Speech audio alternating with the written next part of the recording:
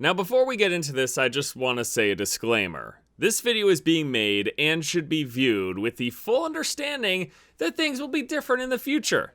The endgame of today will be different from the endgame of 1, 2, or 6 months from now. But that doesn't mean we shouldn't talk about what things are at the moment. And I also want to say, before you jump on me, yes, I kind of try-harded the game, I went mega nerd, and I got to this point much quicker than the average player. But once again, this doesn't change the fact that while I'm here now, you'll be here 1, 2, 3 weeks from now. Unless things change or are added, you'll come to the same conclusions about what the endgame is and what it has to offer, and also maybe what it's lacking. So let's jump into the 3 pillars of endgame: challenge mode, the dark zone, and crafting. I like to go in order here, starting off with challenge mode. This was something that when I first came upon it was absolutely amazing. I said, finally, we're presented with a challenge. This is difficult and interesting. The enemies are hyper aggressive. They take a while to take down, but they also require tactics. It's shooting weak points and using crowd control and all of this stuff. At first, that was my thought. But as time has gone on and we've continued to progress, I've realized that all it really is a gear check. And that's not different from many other RPGs, but I guess my major concern with what we're presented now for endgame PvE is that there's no noteworthy mechanics to speak of. And this was a concern that I raised back in the beta, and that when I was first giving my first impressions of the game that I issued again. And now that I've essentially beaten this, challenge mode is no longer a challenge, simply because our gear is so much better. Now, there was a period of time where I just thought, oh, it was all the fact that we're using CC, this is the reason. Well, we stopped using CC, and we basically just plow through everything because our damage is so high. Now, once again, this is in many ways par for the course, because it's a gear-based game. Your gear gets better, you get stronger. But the difference here, I think, is without the noteworthy mechanics, the fact that it's simply shoot that guy until he's dead is the major issue with our endgame PvE. Now, as talked about at the top of the video, things are going to change. We have already plans for Incursions, and this is supposed to be an endgame challenging PvE. Now, my hope is that it doesn't simply become a new version of challenge mode where we've got higher level enemies and it's just simply straight another gear check. I would like to see interesting mechanics with phases and with things that involve you doing more than just shooting that guy until he's dead. And I know it's a shooter, but please understand where I'm coming from here. With a background in MMORPGs and going through difficult raid content with guilds in various games, there is another level that we can be adding to this to make it interesting and unique. In fact, look no further than Destiny. While some of the game is just a gear check, they do have phases and mechanics that require players to do things other than shoot that guy until he's dead, which as a result ends up making the PvE a bit more interesting. We will certainly always have this treadmill of things being hard, us getting better, and then those things becoming easier. But they shouldn't be so easy that they're ridiculously face roll if mechanics are in place to prevent that from happening. And maintaining that PvE is always interesting, even if you get better at doing it. Because right now, challenge mode, once you're geared out in high-end gear, isn't much of a challenge. The major takeaway here isn't so much me complaining or being disappointed with the endgame PvE as me being hopeful that Incursions present more than just another gear check without mechanics. Now let's go ahead and move on to the Dark Zone. This was really one of the major selling points of this game, and I think the beta gave people an experience that has ended up being much different than that of the final release. Now the Dark Zone, as it stands right now, is a place to farm crafting materials and Phoenix credits. You start off getting actual gear to use, but within an hour in the Dark Zone, you will be fully decked out in purples, and then it becomes about getting yellows. And getting yellow drops is a lot rarer than it used to be, so it's mostly about getting crafting materials and farming Phoenix credits to craft yellows, to purchase those blueprints and craft those yellows. Now you'll notice I'm not mentioning PvP because the Dark Zone really isn't a place to PvP anymore. You can, but it's so sparse. In the 90 hours that I've played, every rogue that I've seen I've shot and killed. There's been a grand total of 14 of those. Now, admittedly, there's been a couple more in recent days, and I'm going to attribute this to more and more people getting 30. So maybe as time goes on, we're going to see more PvP. But I doubt it's ever going to be too omnipresent because of the way the system is built. As it stands right now, the rewards are severely limited. The initial thought was, oh, you're going to PvP to get the gear that they drop.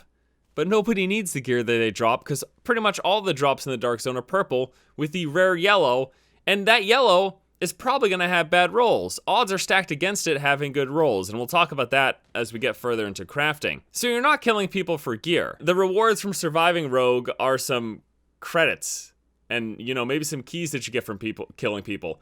But nobody needs Dark Zone credits. It's essentially a useless currency. Now, PvP should be and is its own reward. I'm not even looking to have them incentivize PvP. I don't need some big grand prize, some treasure chest to fall from the sky if I survive going rogue. But what we need to have PvP be its own incentive and to have that be enough for people to do it is for it to not be so insanely punishing.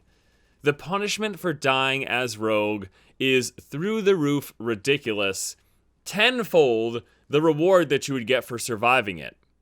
You lose a tremendous amount of credits, experience, and then any gear that you have. But once more, gear that you're carrying in the Dark Zone is useless after the first hour in the Dark Zone. All it is more crafting materials. That's it. And again, yes, you've got the chance of getting yellows, but most of the time those aren't going to be good because of the way gear works and the random nature of its stats. So right now, yeah, the Dark Zone is just a place to farm crafting materials and Phoenix credits.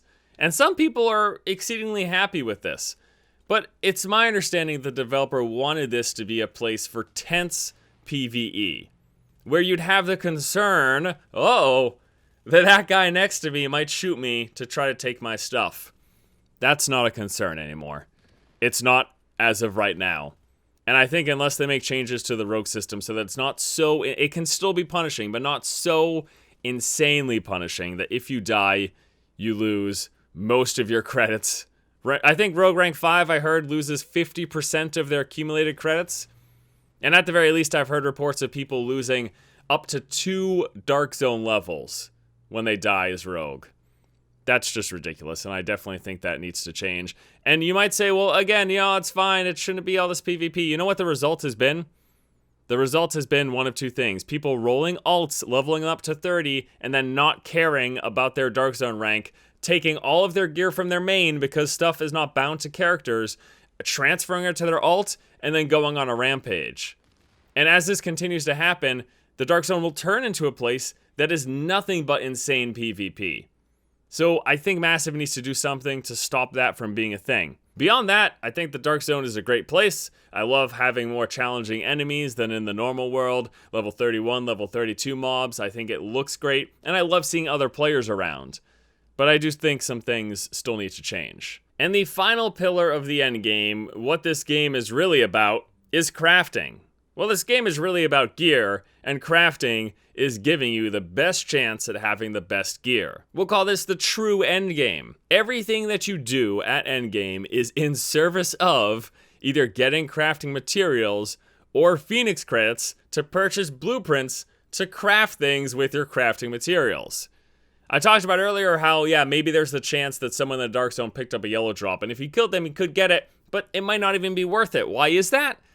Because as I've talked about in this past, this game's loot system functions very similarly to Diablo, in that there is a dice roll for every piece of gear when it drops, when it's crafted, or when it populates in a vendor. Now what this means is if you kill that boss and he drops a yellow, a dice roll is attributed to the armor value of the gear, to the damage of the weapon, or to any of the talents and attributes to those weapons and gears. So there's a dice roll that happens there. And then that's it. The gear is what it is. If it's actual armor stuff, you can recalibrate it. If it's weapons, you're stuck with it. Now the fact that that happens means that every time something is dropped, populated in a vendor, or crafted, you get that dice roll to deal with. So the more often you can roll that dice on a piece of gear, the more likely you are to get a better piece of gear. What this ends up meaning is that farming crafting materials and then just spamming a piece of gear over and over again until you get the good rolls is the best way to get the best gear. So a majority of my time over the past week has been doing anything to farm crafting materials, whether that be running through the Dark Zone, killing all the boss camps, or the last mission, the last story mission, gives around 9 of those, which is pretty nice as well, and then breaking all that stuff down.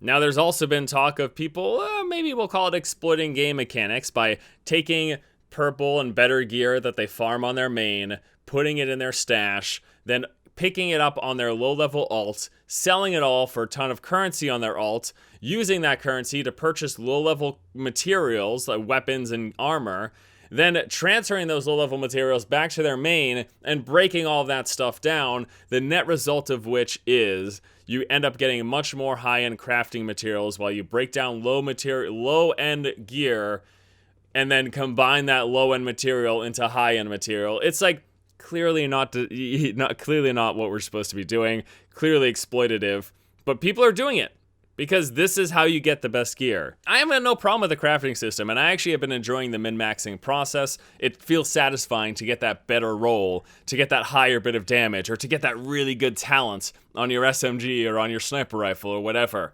Getting better gear is part of the reason people love the Diablo series, and it's part of the reason people will enjoy this game. If you like the gameplay, it then becomes about, do you like the gear grind? I don't not enjoy this process, but I would also like it if it was, I guess, more rewarding or satisfying to get gear in other methods. Since all of the gear follows along these guidelines, that one drop off of that one boss is much less likely to be as good as the 10 weapons of that variety that you crafted. So what I'm hoping is that with the upcoming updates, they add gear that is strictly unique to things like the Incursions or maybe other endgame PvE, or maybe the bosses in the Dark Zone can drop strictly unique gear, so that there's still a reason to go after that gear rather than standing at my crafting table all day. And that's it, guys. Those are the pillars of the endgame right now. We've got challenge mode, which right now for me, later in the future for you, isn't much of a challenge once you get that better gear. It's just a gear check. I'm really hoping they start to implement mechanics into future endgame PvE. The Dark Zone, as it stands, isn't much of a place for PvP. It's just a place for farming crafting materials and Phoenix credits. Some people might be okay with that, but I am hoping they incentivize at least a little more PvP so that there's a little more tension, because right now I don't mind going AFK in the Dark Zone. I'm fairly certain I won't be killed. And then lastly, we have got crafting, the true pillar of the endgame. This is what everyone focuses on. This is what you need to be doing to get that best gear. In service of what? Right now, not much, because once you have good gear, there's not much more of a challenge presented. Now, we've talked about the fact that things are going to change. We already know incursions are coming. That's an exciting proposition. We already know that PvP changes are coming. They've talked about this. They haven't gone into detail, but they've said they're going to be doing something because they agree that right now, it's not the way that it should be.